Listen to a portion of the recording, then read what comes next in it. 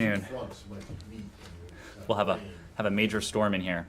Good afternoon, everyone. Happy Monday. Welcome back. We have a few things at the top, so we'll get right going. At the President's direction, the Department of State is working to relocate interested and eligible Afghan nationals and their families who've been approved through the Special Immigrant Visa, or SIV program. As the next step in that process, I am pleased to announce that the Department of Defense has agreed, at the request of the Department of State, to allow the use of Fort Lee, Virginia, as the initial relocation site for the pool of applicants who are closest to completing special immigrant processing. These are brave Afghans and their families, as we have said, whose service to the United States has been certified by the embassy in Kabul and who have completed thorough SIV security vetting processes. They will be provided temporary housing and services as they complete the final steps in the special immigrant process. We expect to begin the first relocation flights before the end of July, as you heard from the President. Approximately 2,500 Afghans and family members are currently eligible to finish special immigrant processing in the United States, and will certainly provide more details as they become available. On Friday, the Secretary will host the Iraqi Foreign Minister, Dr. Fuad Hussein, in the fourth meeting of the U.S.-Iraq Strategic Dialogue, reinforcing the strong relationship between our two countries. In support of this engagement, officials from our governments will review Iraq's political, economic, and security situation and discuss health and human rights, climate change, educational, and cultural exchanges. We're looking forward to a robust discussion with our Iraqi partners on all of these issues and more. Following the strategic dialogue, President Biden will welcome Prime Minister of Iraq, Mustafa al-Kadhimi, to the White House on July 26th. The strategic dialogue and the Prime Minister's visit will highlight the strategic partnership between the United States and Iraq and advance bilateral cooperation under the Strategic Framework Agreement. And finally, tomorrow we recognize 22 years since the People's Republic of China launched a campaign of repression against the Falun Gong movement and its millions of practitioners, advocates, and the human rights defenders working to protect their rights. Thousands of Falun Gong practitioners face detention, harassment, and reported torture and abuse each year for simply refusing to peacefully practice their beliefs. We call on the PRC to immediately cease its campaign against Falun Gong practitioners and release those imprisoned due to their beliefs. So with that, I'm happy to take your questions. They face harassment and repression for refusing to stop their beliefs. That's correct. Yeah. Okay, all right.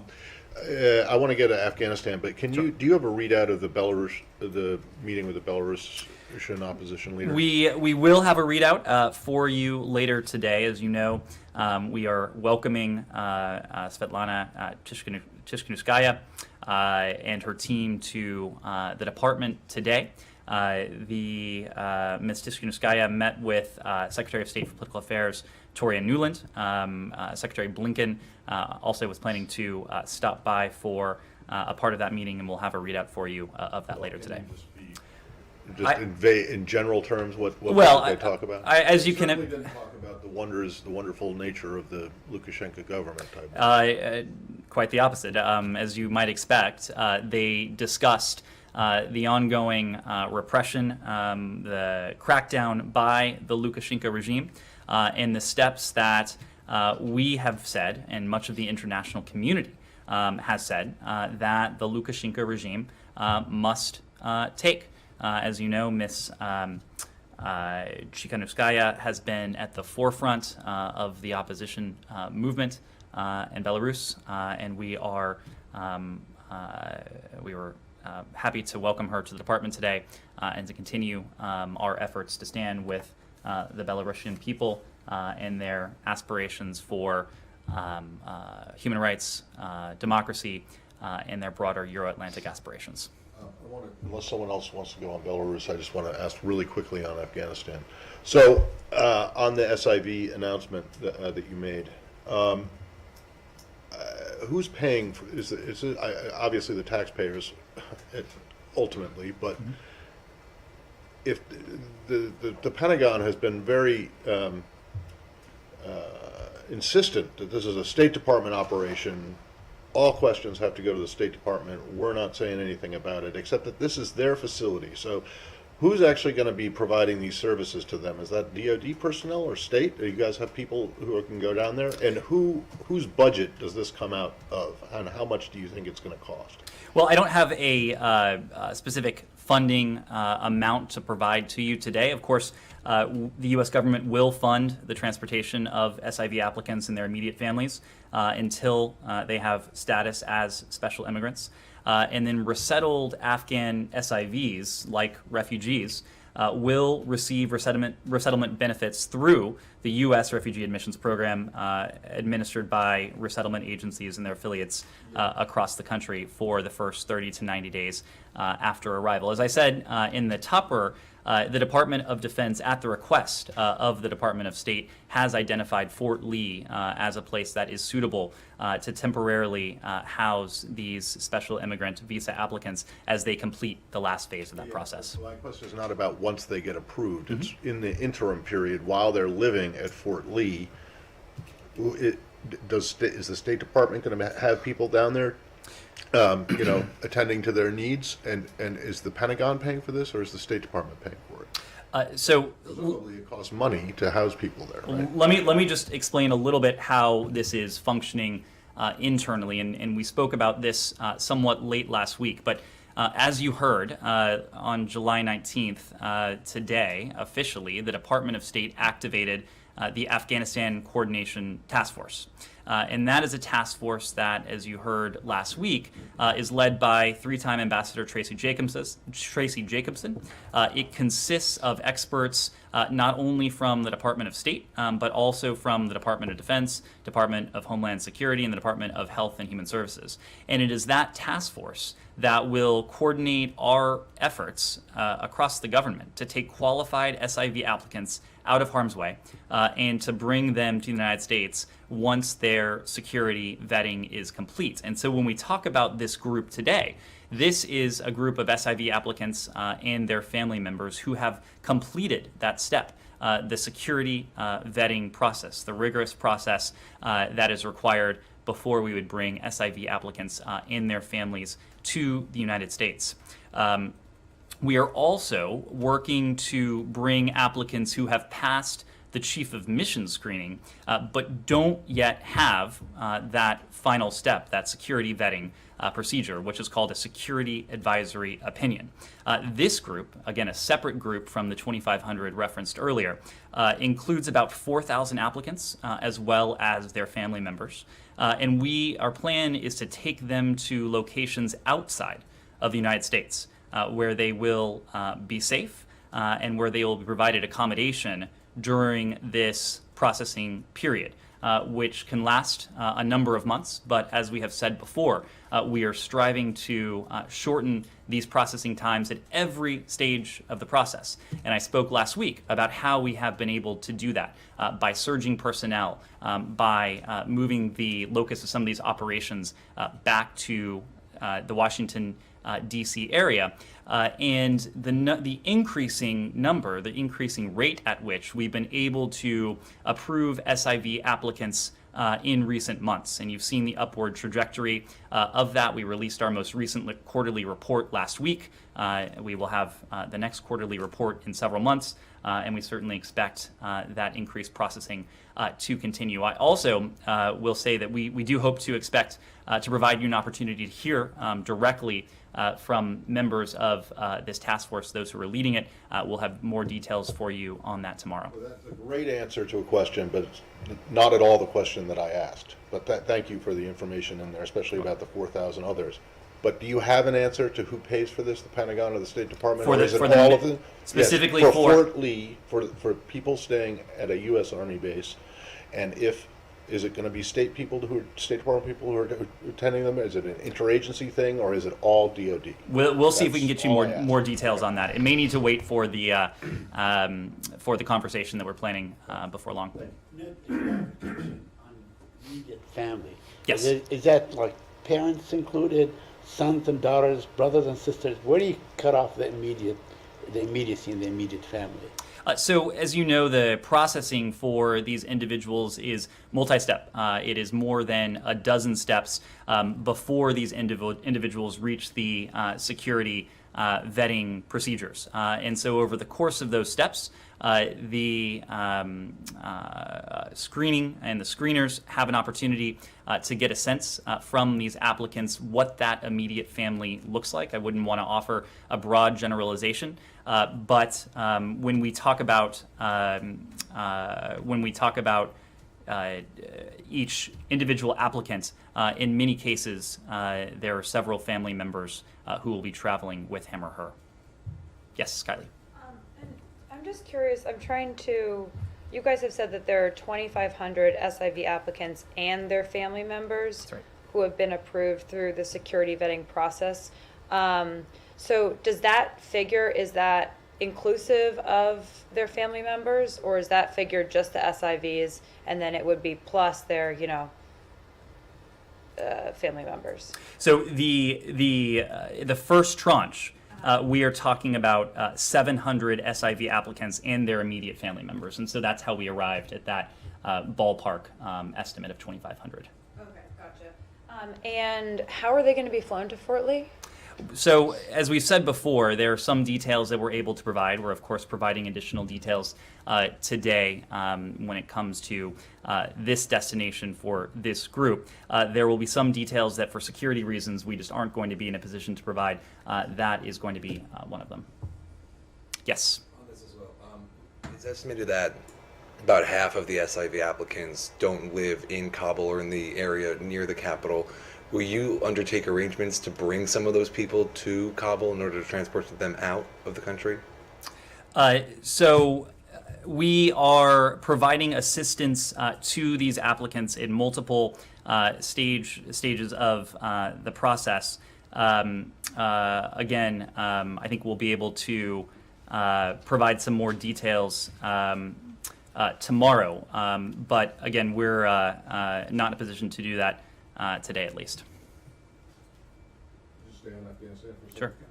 This again, be really quick. Despite your statement welcoming the round of talks that happened in Doha over the weekend, it failed to reach an agreement. And the statement that was put out, not your statement, but the statement that was put out by the embassy and the other 15 other countries, including NATO. It seemed like it was basically begging the Taliban to stop its offensive and to reach an agreement. And I'm just wondering, have you guys yet come to the realization that they're not going to stop? That they are going to continue this offensive? Zal spoke about reports of atrocities and other things that are only increasing. And the fear is getting more and more palpable and more immediate as the final withdrawal approaches. Well, Matt, I assume you saw the statement that the parties issued over the weekend, and we'll have a statement on that for you today if we haven't issued it already. But you saw in that statement on behalf of the Islamic Republic and the Taliban a commitment that the two sides declared to accelerate negotiations towards an inclusive political settlement. We certainly do welcome that statement. We welcome that sentiment, and we hope to see follow through because as we have said, we continue to believe that only a negotiated settlement can bring an end to 40 years of conflict that the Afghan people have endured. And we urge the Taliban to uphold the commitment in the joint declaration, the declaration that I just mentioned, to protect Afghanistan's infrastructure, to protect civilians, and to cooperate on humanitarian assistance. We are certainly pleased to see those pledges in this declaration, and now we are looking to see the follow-through. We also, in the context of this, do commend the leadership of the state of Qatar in bringing the parties together, as well as the United Nations for the essential role that it is playing. And for our part, we continue to work alongside not only the parties whose discussions we are supporting in Doha, where they remain ongoing, but also Qatar, the UN, the broader international community, and crucially Afghanistan's neighbors. And we've talked about this before, but the critical role that Afghanistan's neighbors have to play and must play in order to help bring about political settlement to this, and to help affect an Afghanistan that is more stable, more secure, and one day more peaceful over time. We're going to continue to support that work on all of those tracks, and we were encouraged by what we saw over the weekend. On Afghanistan, Sure. follow up on the reports coming from the ground in Afghanistan does indicate that the policies and the approach that the Taliban is taking is reversing the gains that the country has made in the terms of women's rights and children's rights. Are you worried about that, or you just let it go the way they are doing it? Well, the United States has, for 2 decades now, worked with the government of Afghanistan and the people of Afghanistan to support the hard-won gains, including those by Afghanistan's women and Afghanistan's girls.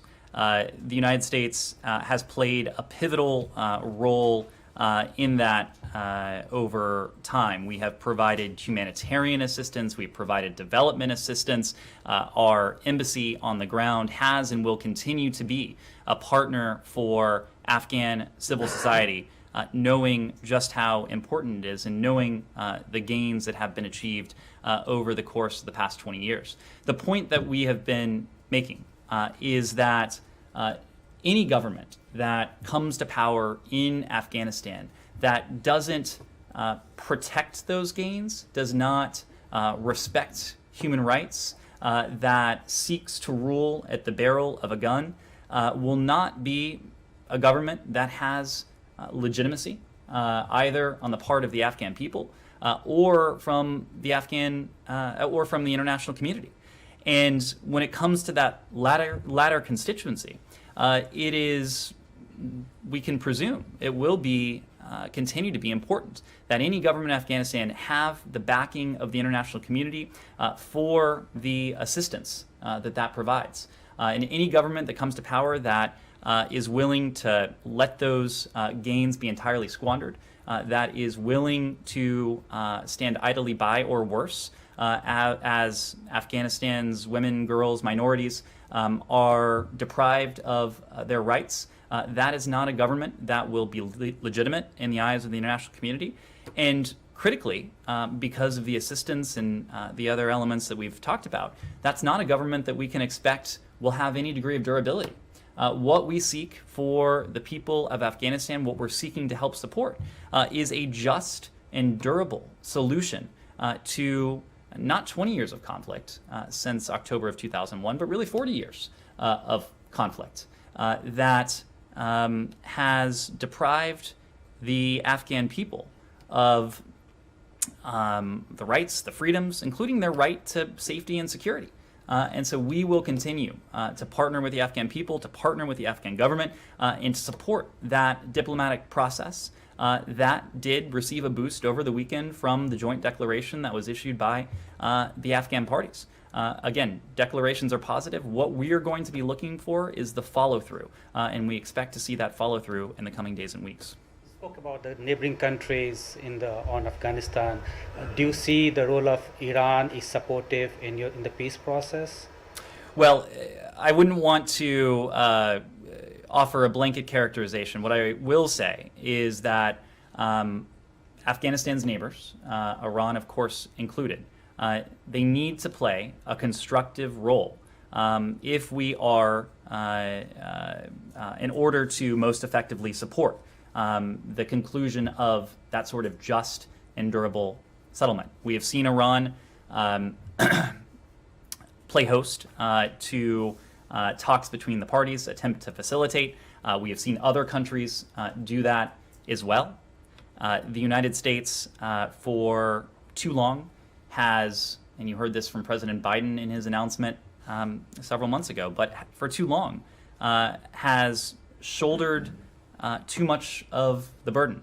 And what we have consistently said is that now is the time for Afghanistan's neighbors to support the process, to play a role that is responsible, a role that is constructive, a role that facilitates the efforts of the parties to reach this just and durable political solution. So We certainly have welcomed efforts of regional countries to do just that, and we would like to see all of Afghanistan's neighbors play a similar role. Yes. The neighboring country. I would like to have your comment on the tweets by the Pakistan's foreign minister on FATF, in which he makes the allegation that India is politicizing the FATF, other things, and also the statement by the foreign ministry. How do you see Pakistan is abiding by the restrictions or the conditions that are imposed and FATF asked them to do in funding terrorist organizations? Are they abiding by those, or how far they are from them? Well, you're referring to Pakistan's obligations under the Financial Action Task Force. And we do recognize and we support Pakistan's continued efforts to satisfy those obligations. Pakistan has made significant progress on its first action plan, with 26 of 27 action items largely addressed. We encourage Pakistan to continue working with the FATF and the international community to swiftly complete the remaining action item by demonstrating that terrorism financing, investigations, and prosecutions target senior leaders and commanders of UN-designated groups. We do further encourage Pakistan to expeditiously implement its new second action plan. Well, yeah. Can I just briefly follow up on Sure. going within Pakistan? The rift between Afghanistan and Pakistan, the withdrawal of the Afghan ambassador. Do you have anything to say about that and how the relationship between Afghanistan and Pakistan moving forward will affect what's happening there? Well, what I would say is to reiterate what I just noted, that Afghanistan's neighbors do have a role to play. I would add that tangible and material support for the Afghanistan peace process, it's vital for its ultimate success, as are the longer-term relations between Afghanistan and Pakistan. And so we certainly do hope to see Afghanistan's neighbors play a constructive, a responsible role in bringing about a just and durable solution here. And we understand the crucial role that Pakistan has the potential to play in this regard as well. Will? Yes, I wanted to ask about the U.S. reaction to the Chinese hacking and the blaming of that on China and the MSS for the Microsoft-related hacking.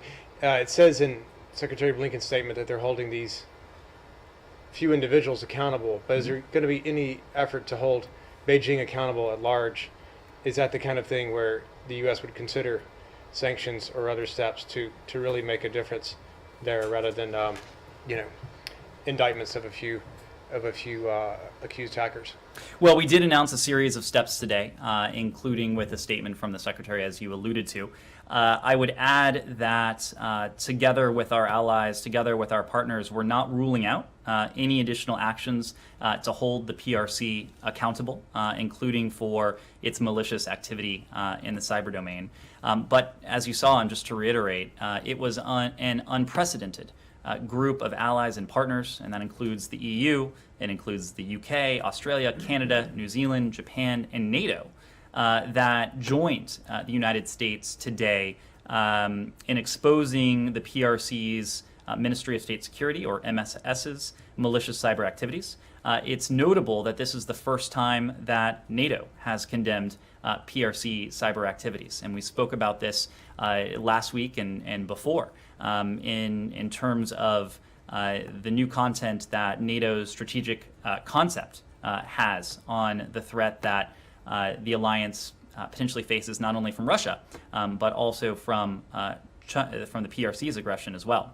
It is these shared concerns regarding the PRC's malicious cyber activities that are bringing countries around the world together to call out these activities, to promote network defense and cybersecurity, and to work together to seek to disrupt the kind of activity that the United States and our partners exposed today. We are deeply concerned, and you saw this across a number of the statements this morning, that the PRC has fostered an intelligence enterprise that includes contract hackers who also conduct unsanctioned cyber operations worldwide, including for their own personal profit. the PRC's unwillingness to address this activity that is indeed criminal by contract hackers. It harms governments, it harms businesses, potentially critical infrastructure operators, including through billions of dollars in lost intellectual property, proprietary information, ransom payments, and mitigation efforts that have to go into halting this activity. We have raised concerns about both the compromise of the Microsoft Exchange Server platform and the PRC's broader malicious cyber activity with senior PRC government officials, making clear to them that the PRC's actions do indeed threaten security, confidence, and stability in cyberspace. And that is also why we are not ruling out further action should it be merited and should it be appropriate. Look, we know that we can't change the PRC's malicious cyber activity on our own. We also know that it's not going to be one action or even one well-coordinated series of actions that will be able to do that. But as we have consistently shown with our approach to the PRC, we know where we are going to be more effective, especially in these areas in which our relationship is competitive or adversarial, as it may be in this realm, when we bring along our closest allies and partners. You saw us do that today. You've seen us do that in the case of Xinjiang. You've seen us do that in the case of Hong Kong. You've seen us do it in reinforcing the rules-based international order, whether it is in the maritime domain, cyber domain, or elsewhere. Follow-up is the reason you like to call out China over these behaviors, whether it's the business risks in Hong Kong or whether it's Xinjiang supply chain or whether it's the hacking, is that because the administration hasn't decided yet whether it merits further action such as broad sanctions, or is it because there are divisions within the administration? Just wondering, why the careful approach of calling China out on behavior that we know that China has been involved in. Just wondering what's stopping the more immediate, deeper actions that you discussed might be possibilities for the future. Well, so as you know, we don't preview potential policy responses. As I've said, there may well be additional steps that we can take to hold the PRC accountable. I think you've seen us across any area in which we face a challenge, collectively a challenge.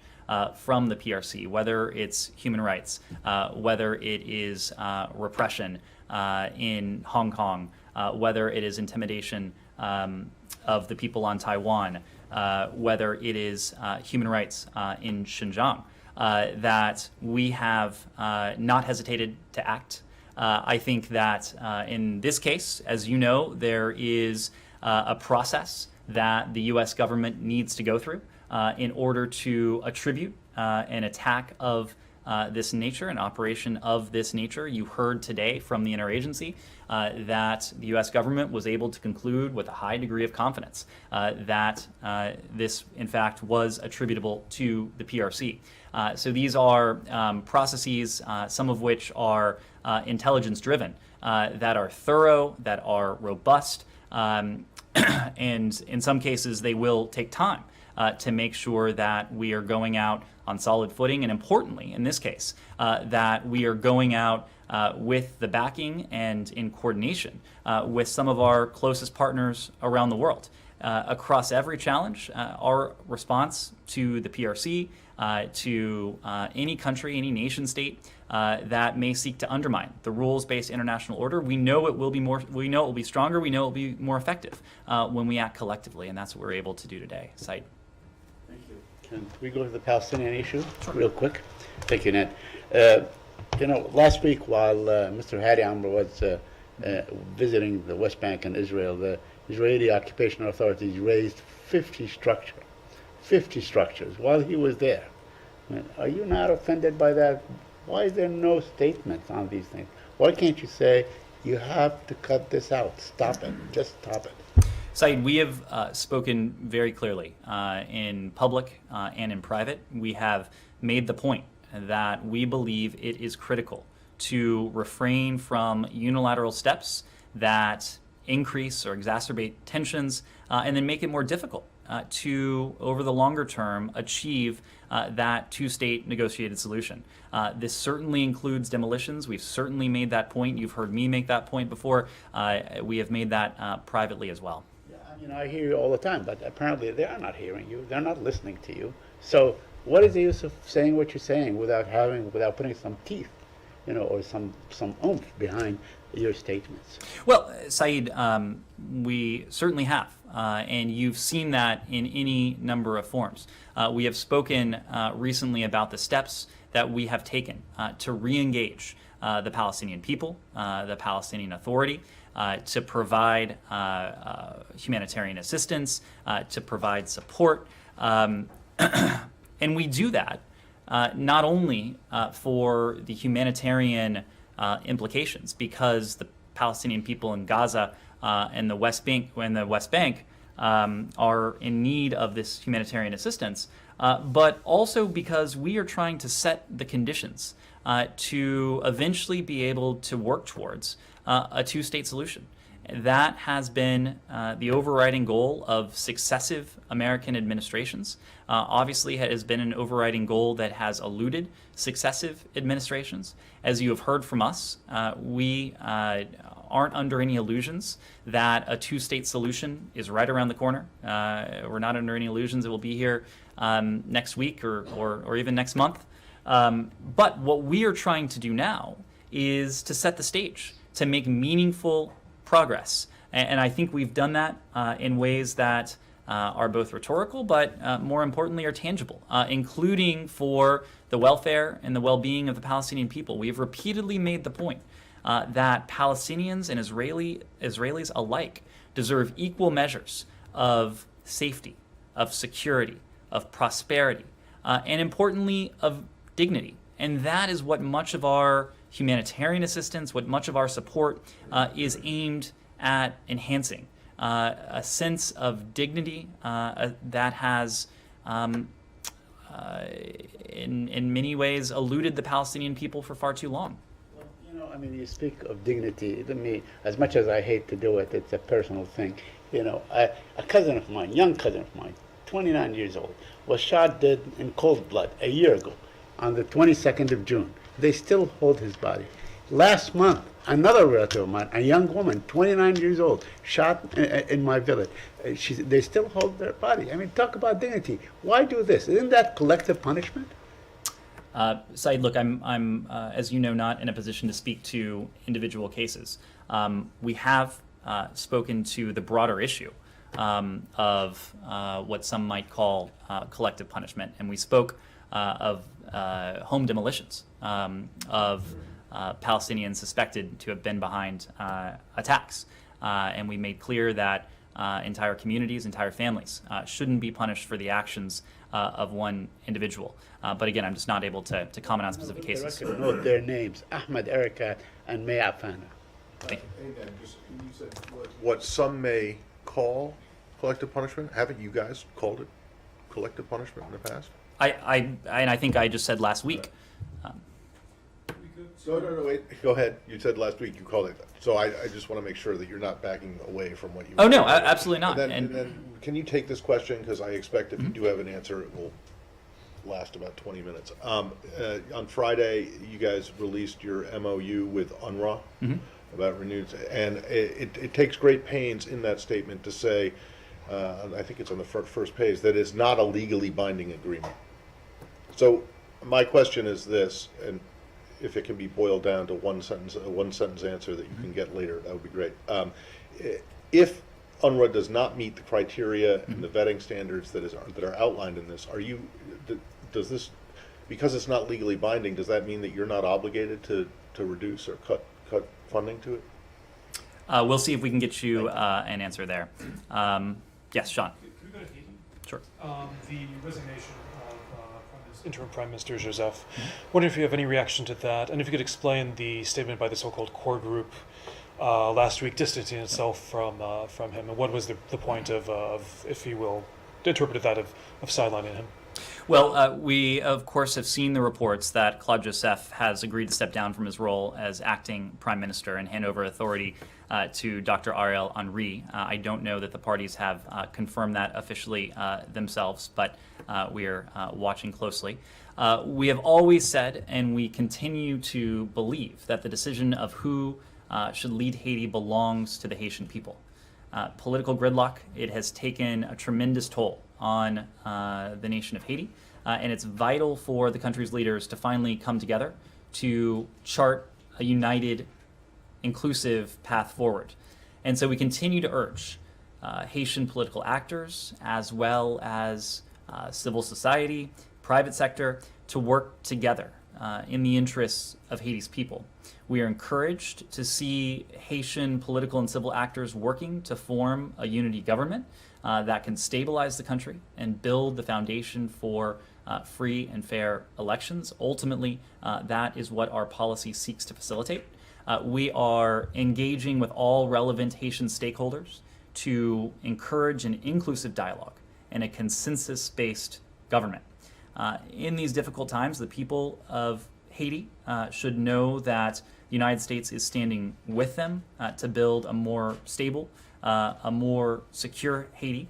And we certainly will continue to do all we can to support the formation of a unity government that is inclusive, that puts Haiti down a more united path. Just to pursue that, then in terms of the statement last week by the core group, for example, was interim Prime Minister Joseph, was he considered an obstacle to these goals that you are describing? Well, as you know, Henri was the Prime Minister designate. What the core group statement called for was precisely what we have said today, calling for an inclusive unity government. And we have always said that, and the core group reiterated this broad message, that the decision of who should lead Haiti belongs with the Haitian people. And so we are encouraged to see political stakeholders working together. The United States has been in a supporting role. We have been in regular contact with various political stakeholders, but also a broader range of civil society actors in Haiti.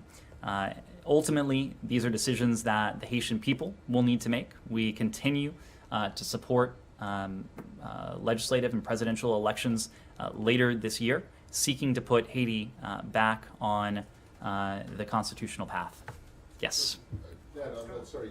It was this apparent shift, at least from the United States. I don't know about the other members of the core group, but you guys have been all behind the acting prime minister until Saturday, until this statement came out. And even if you don't want to be seen as putting your thumb on the scale of political leadership in Haiti, it's going to be perceived that way anyway. So what was it that changed? Why did you sign on to this statement, which basically said, "Okay, designate Henri, go do your thing," and made no mention of Joseph at all? Well, I think the statement was pretty clear, that it called for a unity government, a consensus government, an inclusive government. As you know, why did it take sides between one of the two prime ministers? Matt, we are taking the side of the Haitian people. We're taking the side of the side of the guy who was named but hadn't taken office. We are taking the side of the Haitian people. This is a dialogue that has been ongoing between various Haitian political stakeholders. Whether you want to admit it or not, there was a shift in what you had been saying prior to that statement. You were all in support of the acting prime minister, and then all of a sudden on Saturday, you and the other members of the core group came out in support of Mr. Henri. Matt, we are supporting the inclusive dialogue that Haiti's political actors are undertaking themselves. As you know, Henri was the prime minister designate. Claude Joseph was tasked at the outset to attempt to form a consensus government. Those talks have led him to step aside and for Henri to become the acting prime minister, at least these initial reports. This statement and your weighing in on it had nothing to do with his decision to resign, reported decision to resign. I'm not going to speak for Claude Joseph. I'm not going to speak for Mr. Henri. What I will say is that what we have consistently supported is a process that is inclusive, driven by dialogue, in an effort to achieve a consensus government to allow the Haitian people to later this year select their leaders. Can we go to Vienna? Sure. So there are these reports of these mysterious health incidents on about 24 U.S. Government officials in Vienna. Has the State Department informed the State Department workforce of the increased number of diplomats who are reportedly experiencing these symptoms? Well, we have engaged, senior department leadership has engaged in a number of communications with the workforce, including in places around the world where these incidents have been reported, to make sure that they know the options that are available to them. When it comes to Vienna, in coordination with our interagency partners, we are vigorously investigating reports of possible unexplained health incidents among the U.S. Embassy community there, and we're also doing that wherever these incidents are reported. We have made clear that any employee who has reported a possible unexplained health incident, or UHI, has what she or he needs to seek immediate and appropriate attention and care. These health incidents have been a priority for Secretary Blinken since his day one. And as I made clear before, even before he was sworn in as Secretary of State during the transition between the two administrations, he specifically requested a briefing on these UHIs. And when he came in, he set clear goals for our health incident response task force to strengthen the department's communication with our workforce, to provide care for affected employees and family members, and to better protect against these events in the future as we work closely with the interagency to find answers and the cause of these unexplained health incident. Just a bit more background. The Secretary, early on in his tenure, reinvigorated this health incidents response task force and designated Ambassador Pamela Spratlin to lead it. And Ambassador Spratlin has been leading this charge day to day within the department. Ambassador Spratlin, together with other senior department leaders, including Deputy Secretary for Management and Resources Brian McCune, they have directly engaged with affected employees around the world to hear firsthand of their experiences, of their concerns, to listen and to determine how we can best support employees who may have been affected by this. Ambassador Spratlin developed and sent out a message to the entire workforce that could be shared with all U.S. government personnel and family members who operate under Chief of Mission authority on this issue. The Deputy Secretary emphasized that message by sending an email to our workforce early on in her tenure. We have established a team of medical experts that can respond to reports of possible health incidents around the world. We've created a triage tool shared by the interagency that standardizes these assessments when these reports come across our desks. And we've implemented, as you might have seen, a pilot baseline to collect pre-incident information on our employees in the event that they later do report an incident. And in those cases, we've also partnered with the National Institutes of Health to serve as a center of excellence on an assessment process.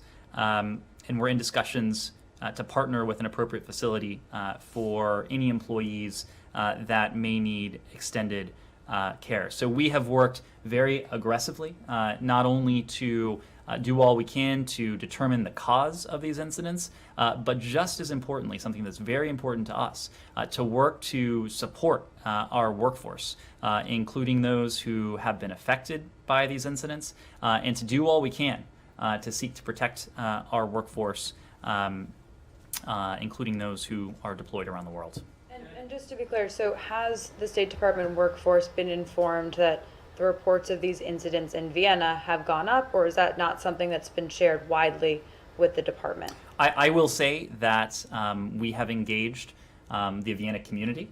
We have sent, beyond that, broad messages to our workforce to make sure that each and every member of our workforce knows the resources available should they think that they might have experienced such an incident. And based on these reports, is there anything more that the State Department is doing to protect their diplomats in Vienna?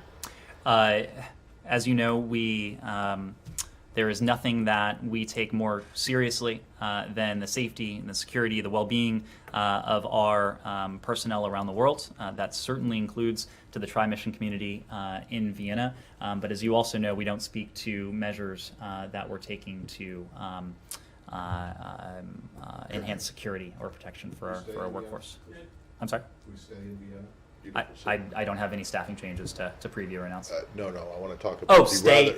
rather extraordinary exchange you had with Abbas Arachi over the weekend. Well, Matt, can we maybe we'll move around a little bit and come back, Rich? On passports, Senator Schumer held an event this week where he was calling for an emergency personnel surge. Senator Lankford today has sent a letter to Secretary Blinken calling for all passport centers to be reopened at 100% unless local COVID protocols prevent that. I'm wondering if if the State Department is considering those measures or anything else to get through this backlog. Well, Rich, as you know, we have been surging resources, knowing that there is a backlog, knowing that in many cases Americans are having to wait many weeks for passport renewals. We are doing all we can, and we will continue to look for ways that we might seek and be able to accelerate passport processing. I don't have any additional measures to preview or to announce, but if we do, we'll let you know. And really quick on numbers. Senator Lankford cites in his letter that there's a backlog of 2.2 million. The range given by state last week had a top end of 2 million. Also, he says for a regular passport, there's a delay of up to 24 weeks, where the last update given last week was 18 weeks. Are the senator's numbers updated and accurate as to what the State Department's telling Congress? We'll see if we can give you those precise numbers. What I will say is that, just to give you a bit more texture, we're surging staff, and that includes both adjudicators and contractors, back into the office as at agencies as COVID restrictions do ease. This summer, over 150 staff will return to work at 21 agencies across the country. This, of course, will increase our capacity to process applications more quickly. It will also take time for us to ramp up, however, and for the time being, the current wait from when a customer mails their applications to when they receive their passport, our most recent estimates put that at 12 to 18 weeks. So you took issue with Arachi's description of what might have been in the works for a swap yesterday. You did not take issue, and I'm wondering if you do now, or if you just think that it's kind of irrelevant, about him explaining the reason that the Iranians that his delegation won't go back to the table until the new government is in place. And he referred to what's going on in Tehran now as a democratic transition of power, which the U.S. and the British should understand. Do you accept the characterization of what's going on in Tehran as a quote-unquote democratic transition of power? Now, we were very clear in the immediate aftermath of the Iranian elections that it was a predetermined outcome.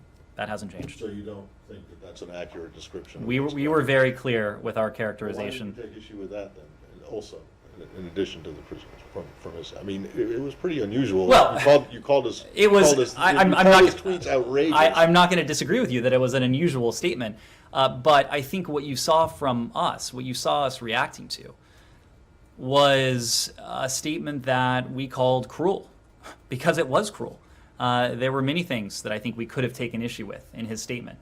But the fact that the fact that anyone would put forward statements that were not rooted in fact and that would provide false hope to families that have endured far too much pain, to us that was outrageous, to us that was cruel. Sure. The president of Cuba, Diaz-Canel, said that you guys are acquiescing to a small right-wing minority in Florida and their whims. Are you really acquiescing to their desires and their perceptions and their politics? Saeed, what we are doing is standing up for the same principles and values that we support around the world. It's human rights, it's democracy, it's basic civil liberties and civil rights that the people of Cuba have been denied for far too long.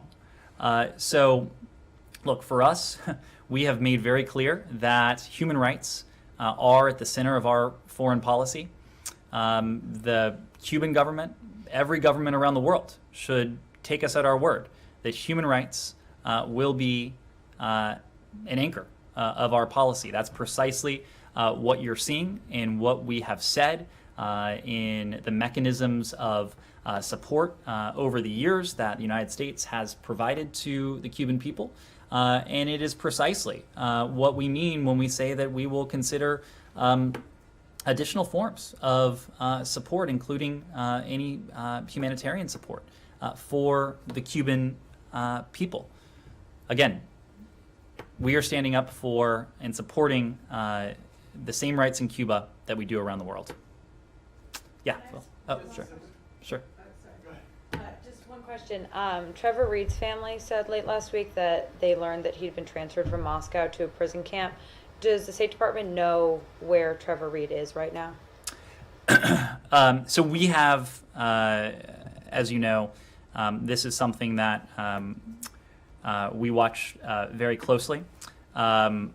I don't have an update to offer at the moment. We have seen the reports of his transfer.